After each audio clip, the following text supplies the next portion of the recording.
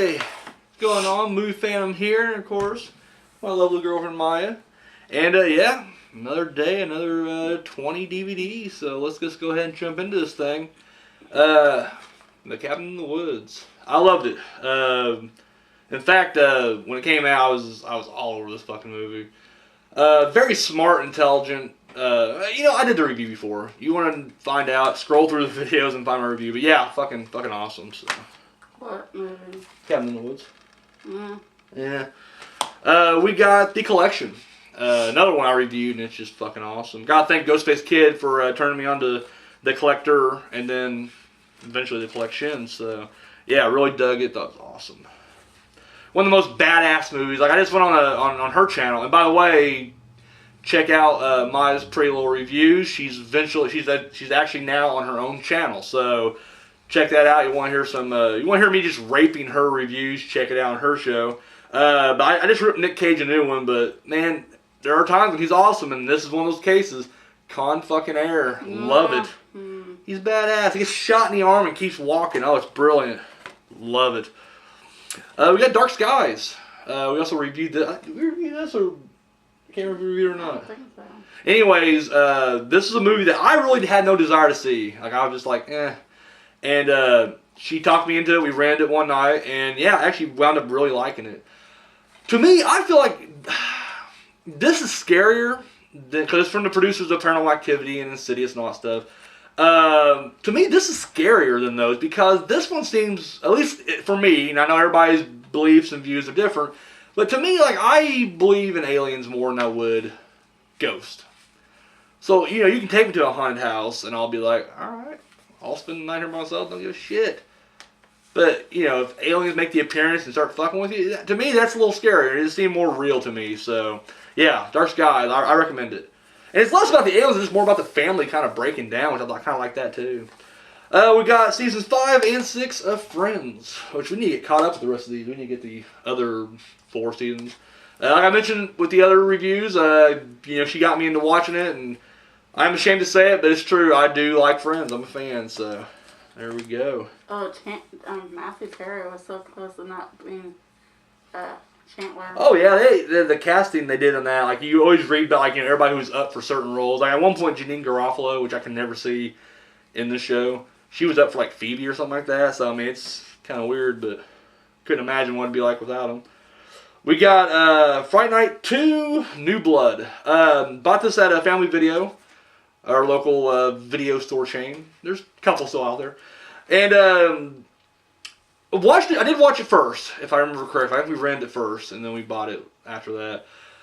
I was initially, and I believe I've mentioned it before on the show back then. I know it's been over a year, no one remembers, but I was dead set against it because it's a remake. It's a rehash. It's like the third, even though it has part 2 in the title, it is a rehash of the story that you've seen in the 80s, and then the remake they just did recently. It's literally like the third version of this. Why they call it Fright Night 2, I don't know. However, with that being said, it's still an enjoyable movie. Like, if you know ahead, like once again, they mentioned it ahead of time. Like, it was not old news. Like, you weren't gonna rent this and be like, oh my god, it's just the same thing. They told you ahead of time, like, you know what, this is pretty much just gonna be a remake of, a rehash of what we've already done.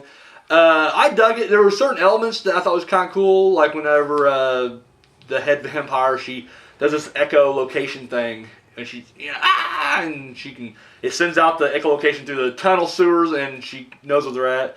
I really dug Evil Ed. I like Evil Ed better in this one than I did McLovin being Evil Ed in the other Fright Night. The production value is pretty low still, though. I mean, it's a cheap, low-budget movie, but as long as you're not trying to go into it thinking like, okay, is this going to top any of the... No, it won't top shit. But, in fact, out of the 4, it's probably number 4, honestly. Out of the 4 Friday Night movies that we have. Still, yeah, it's enjoyable. It's an enjoyable watch. And, if you're a vampire fan, check it out. It's better than the fucking Lost Boys sequels, so I'll tell you that right now. So, fucking Lost Boys sequels. Yeah, so we jumped at the bookstore and Half Price Books, and they had, they sell DVDs there too. And that's when she bought, we mentioned it yesterday's video, the half season of Glee. So when she came across this at our local Walmart, she's like, we gotta finish up the whole season. So we got the entire season 1, and it's still just, if you heard my review yesterday, it doesn't change with this one. It's still garbage, so. No, you're garbage. It's horrible. We got the Haunted World of El Super Beasto, the Rob Zombie cartoon. Lynch, my brother Lynch, you've seen him on the show a handful of times. In the past year, he has actually had a child. Yes, there's a little Lynch running around right now. Anyways, he came over to our house not too long ago, and sorry, my hair is getting in the way. Baby Lynch. Little baby Lynch, yes. And anyway, he comes over and he's just kind of, we're hanging out and visiting, and he's like, "You got a cartoon we can throw in?" And I'm like, "Yeah," so I throw this in, right? Because it's appropriate for kids. So yeah, I don't know. It's a movie when I first watched it. I don't know. I guess I don't know what kind of expectation I had initially. I guess I wanted it to be more dark and brooding, more like a Rob Zombie movie. And it's just goofiness, like the whole thing. So the second time I watched it, I was like, okay, it's more goofy, and you can enjoy it the second time around. I enjoyed it. I really did. So the proud addition to the collection over there. This is one that she picked up, and it wasn't bad. I didn't like the first one. We don't own the first one, but this one wasn't too bad. This is a Haunted in Connecticut 2, Ghost of Georgia. I remember the trailer just looked really cheap and bad. And I'm not gonna lie, it's still not. This isn't like the greatest ghost story. I'm not gonna lie, I'm getting a little burnt out on ghost movies right now. There's just way too fucking many of them out there right now. And I know it's a cycle right now. Like zombies are starting to wane, and now the ghosts are just going strong. And which I mean I know it happens. We're gonna go through cycles, forever. But I'm just getting a little sick of this, like the Paranormal Activities, or I do want to see Insidious 3. I think that'll be good, but I'm just getting a little tired of the whole ghost in the house thing. But this wasn't bad. In fact, this is much like the Haunted in Connecticut. It's based on a true story. I've seen the documentary for this, and actually, I believe it's included on here too, isn't it? Isn't there a documentary on here about the? Mm-mm. No, it's not. They don't have the actual documentary. They do have a featurette, but I've actually seen the actual documentary though of the Haunting of series they have. So yeah, I enjoyed it. Not bad. Bless you. And we mentioned this yesterday. I thought we've already maybe reviewed it or talked about it on our DVD collection, but we haven't. Hook. Yeah, not a fan. No, I'm just. I used to love it as a kid. Good. Yeah, I knew you'd say that. Now as a kid, I thought it was really cool. I mean, I was like, oh my god, Hook. And when we rewatched it when we bought it, I was just like, oh, this does not hold up. Like everything else kind of holds up. This does not. The one thing that I like, and I remember as a kid, it really disturbed me was. Whenever Hook throws, and it turned out to be Glenn Close, and that kind of kills it for me now, because now I'm just kind of happy to see it. But he throws a person, it's supposed to be a dude, in a chest, and he throws scorpions and crabs and shit in there, or I think it's scorpions, isn't it? Mm-hmm. Into the chest. And you hear, the dude screaming, and I remember as a kid watching that, like, holy shit, like, that's fucked up. And so when I was waiting to kind of see it, that scene come up, I'm on my phone, because I just don't give a shit. And I read that it's Glenn Close, so whenever I get to that scene, it lost the impact because I'm just like, oh, this is Glenn Close. Fuck her. Yeah, go ahead and put some scorpions in that trunk. So, yeah, I don't know. I wasn't a fan. Not a fan. So, I do love this movie, The Host. Like that. This isn't the shitty Stephanie Meyer's alien fucking shitty movie. This is The Host. This is kind of... It's horrible. It kind of brought back the giant monster genre a little bit. Like, this came out like a year or two before Cloverfield hit. And, yeah, I dug it. To me, Cloverfield's awesome. I like Cloverfield. But this, I mean, they both kind of seem more like they're more real. Like, now I'm a fan of the old, like, Godzilla and Mothra and Gamera movies and shit like that. But even those just seem a little campy, hokey, whatever. So to take the elements of that, a monster destroying downtown Tokyo or whatever, this is Korea in this case, and to make it seem more realistic, like they did in this and Cloverfield, I like that. And I thought the CGI was incredible on here. I love the story. I love the fact that it kind of ends with a bittersweetness. Like, I won't. You know what? It's probably how old is this movie? I won't spoil it. But it doesn't have the typical Hollywood ending that you would expect it to have. So I like that. I really did. Well, I guess Cloverfield didn't really either. But Cloverfield had more of a let's cash in with a potential sequel maybe type ending. This one didn't really have that, but it still ends like bittersweet. And I liked it. I thought it was really good. So We got the Iceman. I went through a phase. I still am in this phase, I guess. But I was always really big on real life serial killers, and just fascinated, doing research like that. And anyways, man, it was probably I guess about 10 years ago whenever I first found out about Richard Kaninsky, the Iceman, and he was like a mafia hitman who turned serial killer. And anyway, this is a movie based on him, and it has Michael Shannon as the Iceman. And it's pretty good. It's nothing like it's not knock out of the park or anything, but it's not bad. I mean, problem is they condensed down a lot of shit. Cause I mean, it's got to be like they break it down to like an hour and 40 minutes or whatever. So I mean, they took out a lot of details. At the same time, it's enough there to make it enjoyable. It also has Winona Ryder as his wife. You got Chris Evans and trying to refrain, Ray Liotta, James Franco. They all have little supporting roles. And you get David Schwimmer in here. And he has this ridiculous fucking 70s stash because it takes place in the 70s. It's creepy looking. But yeah, solid. I like it. I'd recommend it. We got her favorite show. No, it's horrible. It's Always Sunny in Philadelphia, season 8. No. It continues it on. It's just great. Trying to see what episodes we got in this.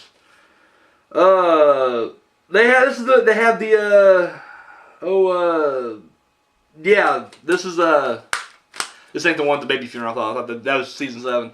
No, just some good stuff here. I mean, they keep going. Not good stuff. You love it. You love it, and you know it. No. The best episode on here is the Marine Ponderosa wedding massacre, and it's almost like they go horror for an episode, and it's brilliant.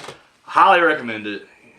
We got the Jackass double feature, and it has Bad Grandpa and Jackass 3, and we had I got 1 and 2 over there. I hadn't had 3 yet, and I love 3. 3 is actually probably my favorite. 2 or 3. Maybe 2 is my favorite. I don't know. 3 is solid, though. 3 is awesome. And then Bad Grandpa. And Bad Grandpa was pretty funny. Although it does kind of seem like they're just taking a page out of Borat or Bruno's playbook. But still yet, solid, and I enjoyed it. So, yeah. The Jackass double feature. Machete Kills. Oh, fucking love it. And fucking Mel Gibson is awesome in this movie. Like, forget the fact that he makes, he made Passion of the Christ and hates Jews, which is horrible. He does awesome in this. Like, if anything, I'm not saying it totally redeems him, but at least, give him a slight second chance. No, I loved his character in it. Charlie Sheen as the president was really good. I thought that was kind of cool. And I believe this took place during the whole Charlie Sheen meltdown, if I remember correctly. It also had Lady Gaga, which I really, she hadn't in very long, but I like the whole idea of her character because she's one of the characters of the Chameleon. Like there's the Chameleon, he's constantly taking off the mask, and he's portrayed by Cuba Gooding Jr. and Lady Gaga. The dude from Shanghai Noon, I don't know his name. He's also in Django. I can't think of his name right now. And then Antonio Banderas is, also one of the chameleons. Yeah, solid. Just fucking solid. Loved it. I met Dan Trejo. That we did. Got our pictures taken with him and everything. He's really short. I feel like I could be an action hero. I don't have the muscles, though. We got Pretty Little Liars Season 4. And the funny story about this is... I was trying to get caught up with PLL before Season 5 came out, so thing is, when this came out, it was like $40, something like that. We're not paying $40 for this right now. So we went to the Family Video to rent it. Now, for whatever reason, they released, I guess I kind of get it, but they released this a week before the season premiere. And I wasn't caught up yet. Like, I've yet to see anything from Season 4. And she watched most of them, didn't you? Mm-hmm. Yeah. So... we were like, we got to hurry up and watch it, so we had it on rent. But then every time we go there, like, discs would be missing. Like, because it's 4 discs, 4 discs. Anyways, so we go there, and like, they may have disc 1, they wouldn't have disc 2. It was just one of those kind of games. So we literally marathon watched this. Like, I think we watched maybe like 1 or 2 discs during the week, but then the other 3 we had to cram in there toward the end of the weekend.